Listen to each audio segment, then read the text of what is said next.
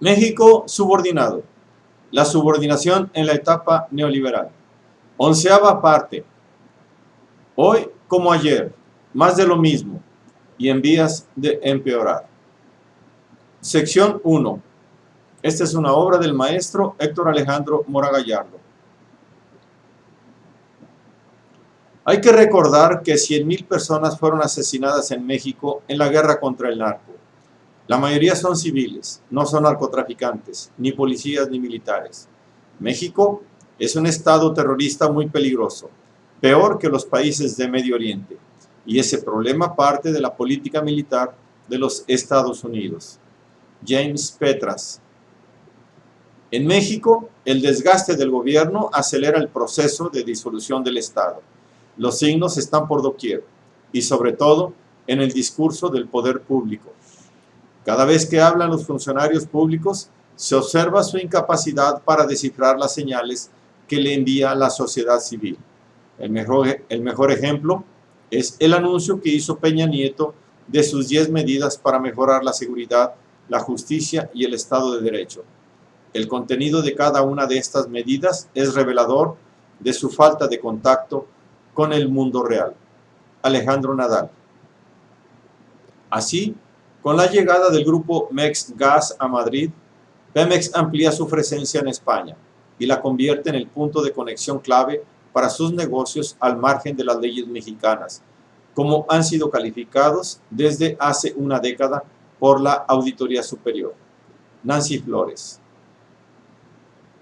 Un paréntesis en el crecimiento dependiente.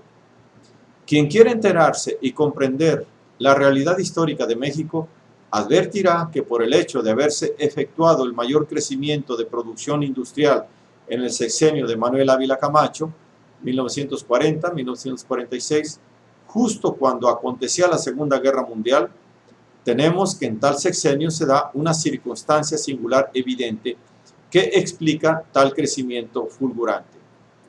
Si en 1939 la exportación de artículos industriales representaba un raquítico 1.7% del total de las exportaciones nacionales, para 1946 el porcentaje de la proporción se había elevado hasta un sorprendente 32.5%, lo que ubicaba por encima de las exportaciones agropecuarias, así como de las concernientes a los minerales e incluso mayores que los envíos de combustibles.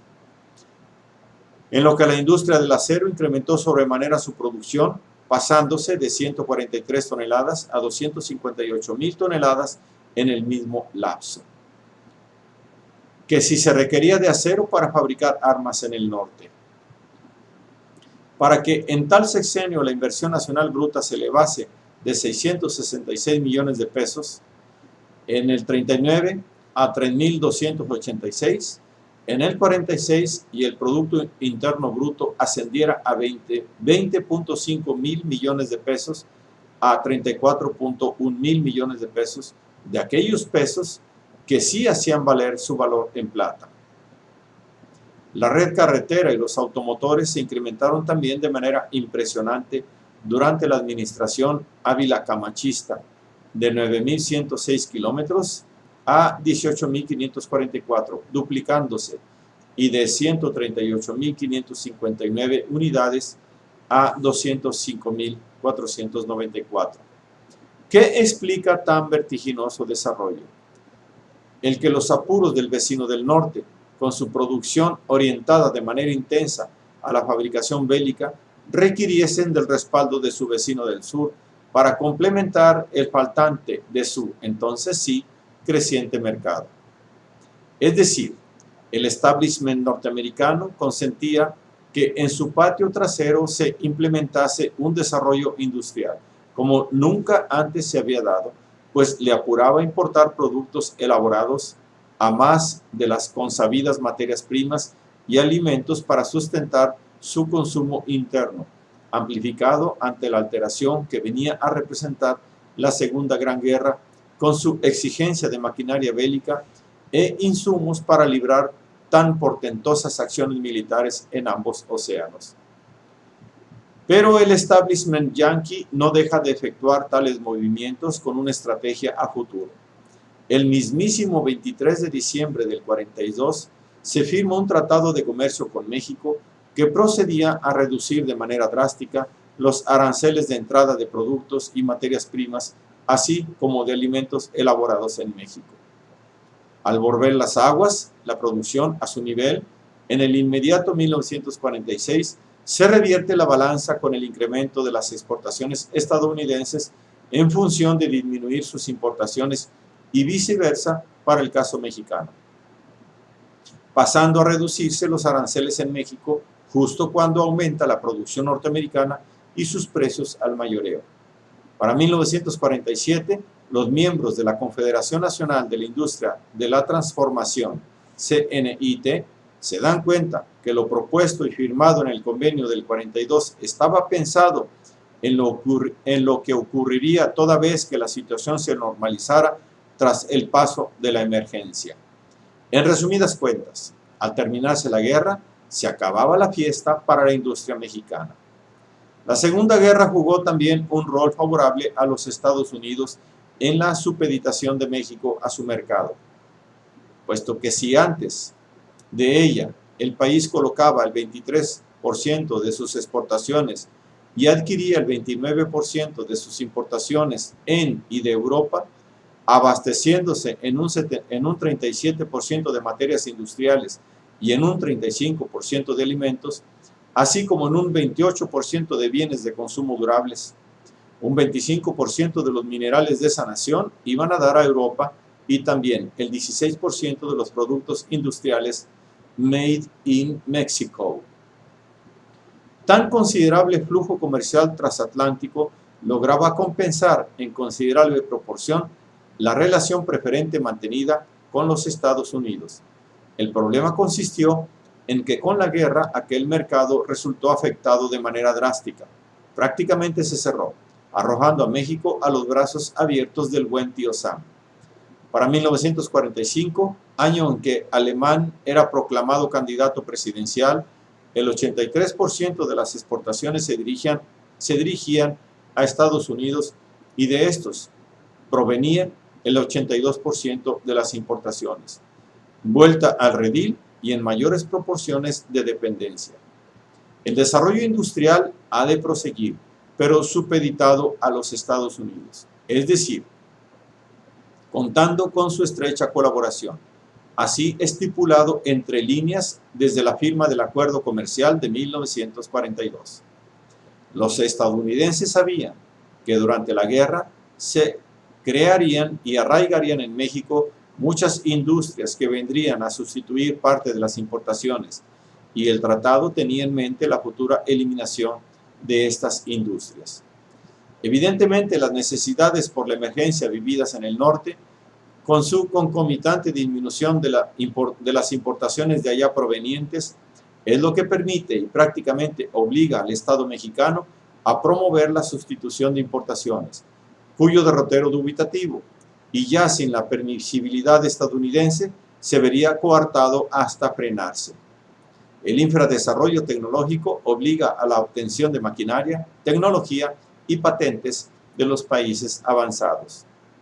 Y como la reacción post-antirrevolución comienza en el mismo sexenio de Ávila Camacho, muy oportunamente para propiciar el ciclo de la posguerra, es entonces cuando el ejido mexicano viene a verse afectado por las disposiciones presidenciales en afán de desarticularlo por temor de que fuese una fuente de agitación política propagadora de doctrinas exóticas.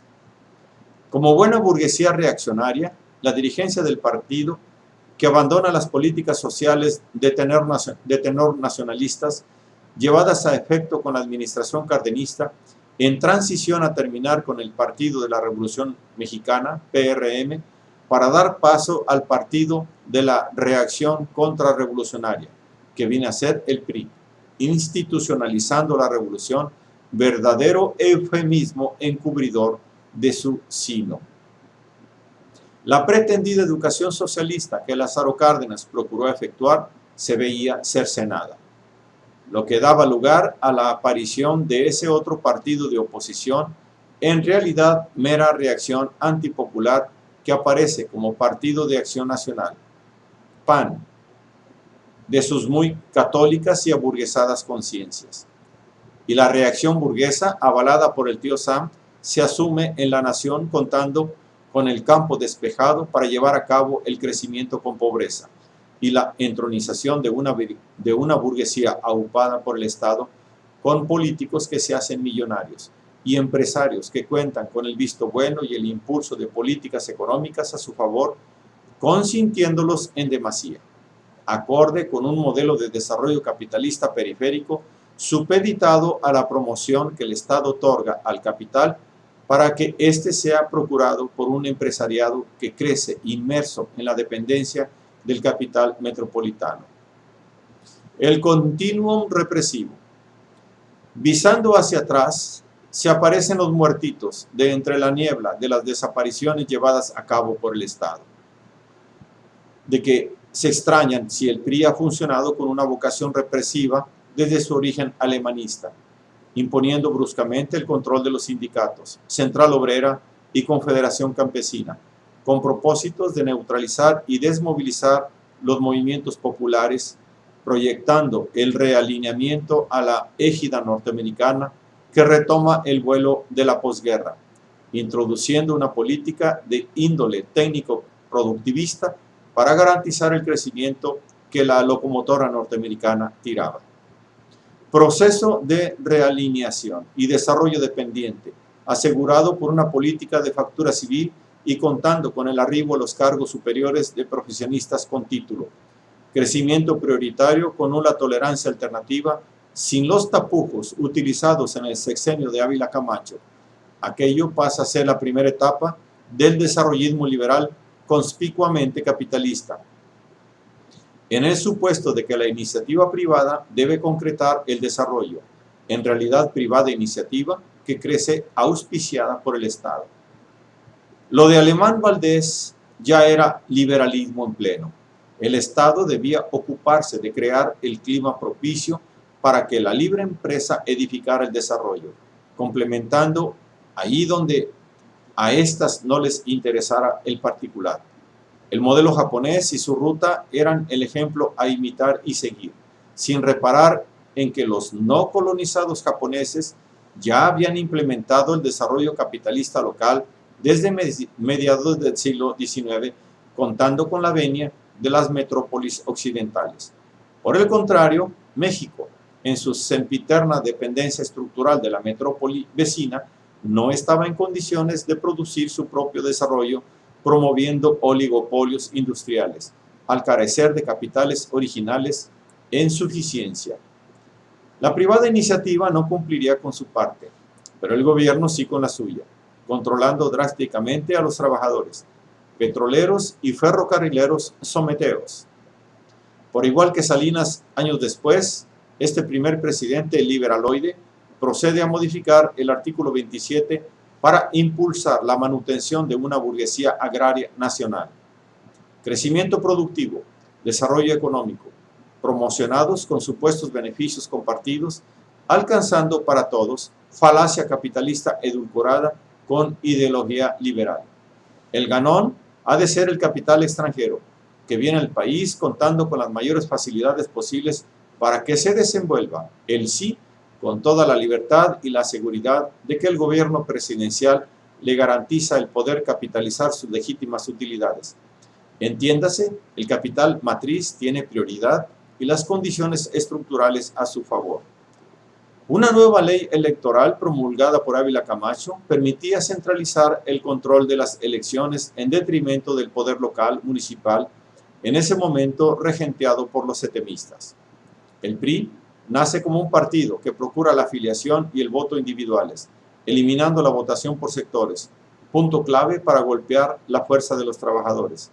Queda bastante claro hasta qué punto se encontraban aunados los dos principios esenciales del proyecto nacional alemanista: un desarrollo económico capitalista liberal y una democratización que en realidad implicaba la depuración del partido oficial de los elementos marxistas y el control político de la CTM, de tal modo que se conformara un partido oficial que reflejara y concordara con el ya definido proyecto político y social.